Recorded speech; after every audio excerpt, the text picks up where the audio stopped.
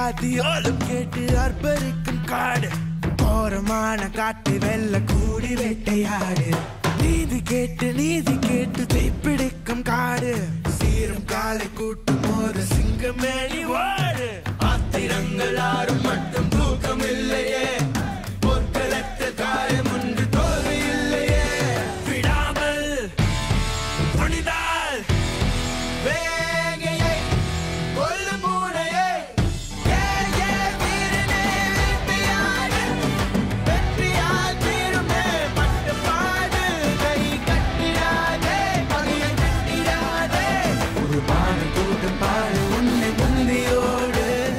விழுப்புரம் நாடாளுமன்றத்தில் அதிமுக வேட்பாளர் பாக்கியராஜை ஆதரித்து அதிமுகவினர் தீவிர பிரச்சாரம்.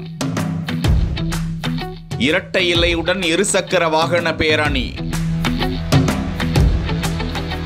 தமிழகத்தில் வருகின்ற 19ஆம் தேதி நாடாளுமன்ற தேர்தல் வாக்குப்பதிவு நடைபெற உள்ளது. இதனை முன்னிட்டு பல்வேறு அரசியல் கட்சியினர் தீவிர வாக்கு சேகரிப்பில் ஈடுபட்டு வருகிறார்கள். இந்த நிலையில் திண்டிவனம் நகரத்தில் விழுப்புரத்தில் அதிமுக சார்பில் போட்டியிடும் வேட்பாளர் பாக்கியராஜை ஆதரித்து விழுப்புரம் மாவட்ட இளைஞர்கள் மற்றும் இளம்பெண்கள் பாசறை செயலாளர் ஜெயபிரகாஷ் தலைமையில் 100க்கும் மேற்பட்ட அதிமுகவினர் திண்டிவனம் நகரத்தின் முக்கிய வீதிகள் வழியாக இருசக்கர வாகன பேரணியாக கொண்டு சென்று மக்களிடம் தீவிர வாக்கு சேகரிப்பில் ஈடுபட்டனர்.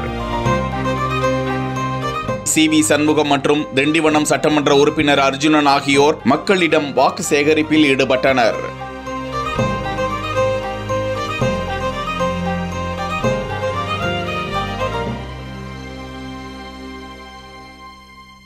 இந்த மண்ணின் மைந்தர் முன்னாள் சட்டத்துறை அமைச்சர் சி.வி. சண்முகம் அவர்களும் இரட்டை இலை சின்னத்திற்கு வாக்குகளை கேட்டு வந்து கொண்டிருக்கிறார்கள்.